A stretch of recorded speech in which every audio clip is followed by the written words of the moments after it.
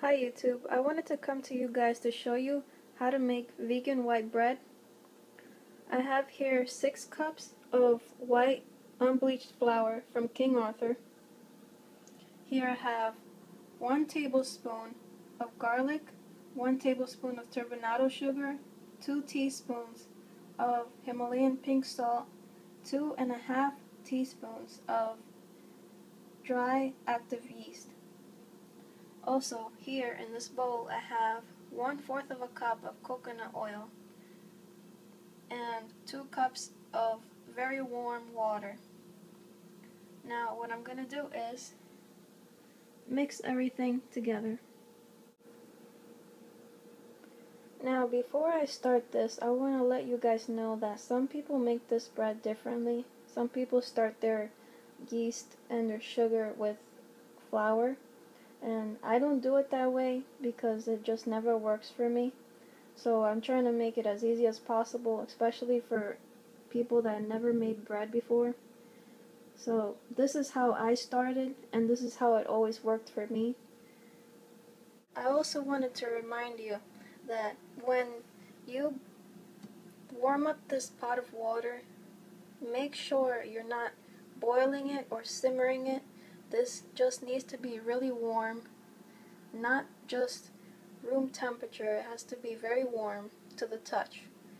So if you feel the pot and it's like really hot to the point that you can't, stand it, or you put your finger in here and you test it and it's too hot, let it sit for a little while. Put your oil in there, let the oil soften up. You can also use vegetable shortening or any type of other oil. I don't recommend using canola oil since it's mostly genetically modified, and vegetable oil, it might have the same effects because the vegetables, I don't know where it's coming from, so I wouldn't really trust it if it's genetically modified. So I would recommend coconut oil or olive oil or even maybe grapeseed oil. Okay, so let's start. So I'm going to begin adding the ingredients to this bowl.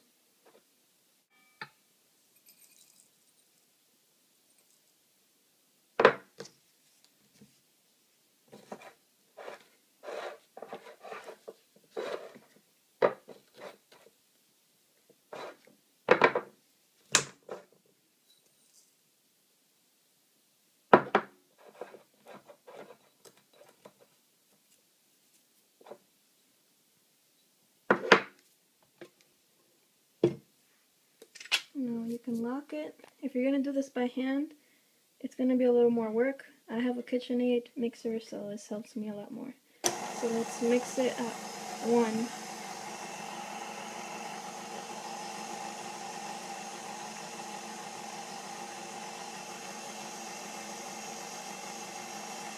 We'll put it up to 2.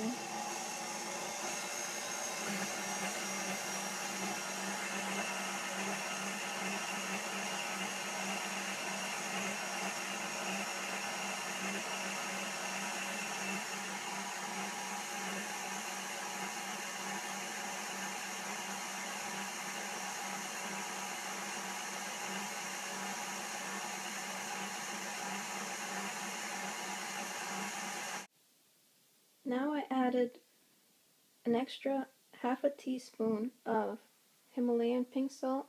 You can leave it at 2 teaspoons of Himalayan pink salt if you want to. Keep it low on sodium. Right now I'm going to add the water. So I'm going to turn this back on 2.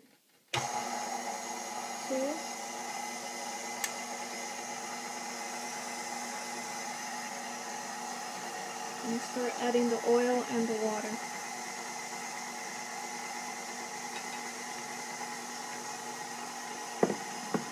Do little by little at a time.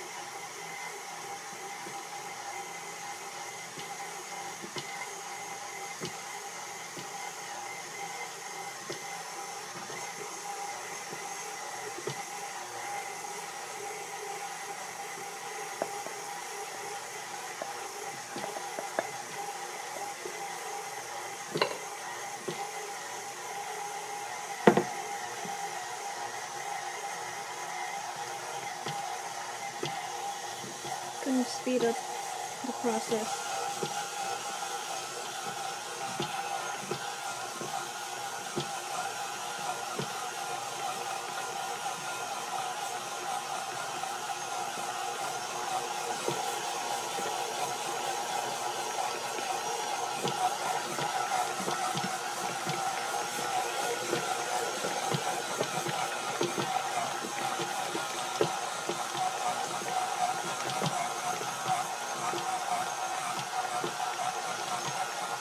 The rest of the bottom crumbs are going to be picked up.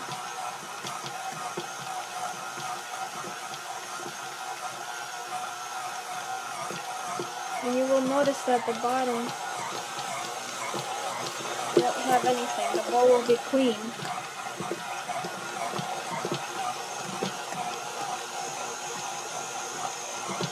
Let this continue to mix till it's very smooth.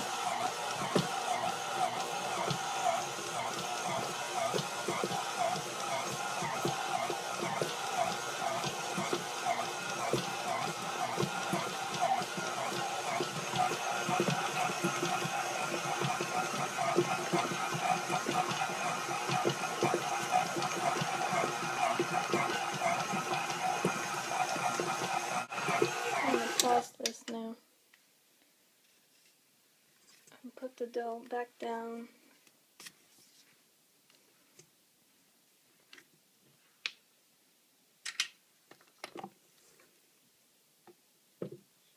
Pull this up.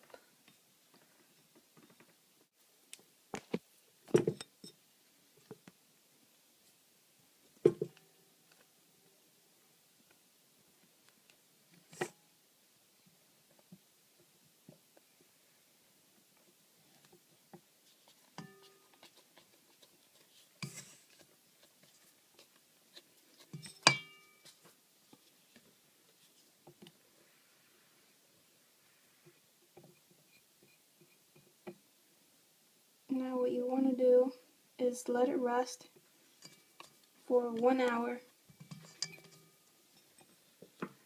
and put a towel over it, and we'll come back to it as soon as 1 hour is done. After letting the dough rise for 1 hour, this is what it's going to look like. It will rise 2 times its size. Now the next thing what you will need to do is take it out of the bowl and add some flour to your surface and knead it for at least 5 minutes. After it's been kneaded, you can make 2 loaves of this. After you have kneaded the dough, all you have to do is mold it to your preference, and also take a knife with ridges on it and slash the tops so that it can bake through. Also, once you have done that, you can put oil on top of it so the tops can brown. And that is as long as you have risen it for 25 minutes. Then the ridges will start opening up, making this rise. So that's why it's open here. And then you bake it in your oven for 350 degrees Fahrenheit for 30 to 40 minutes. And I'll come back to you with the finished product. So this is after 30 minutes of being baked for 350 degrees Fahrenheit. I would like to say you can also put butter on top, melted butter, and just to make it look more presentable, or it's what you prefer. If you have tried this recipe, comment below. Let me know how you enjoyed it. If you would have added something else. You could also braid this recipe, like braid the bread, make it look like a different type. Yeah, I hope you guys enjoy. Very fluffy.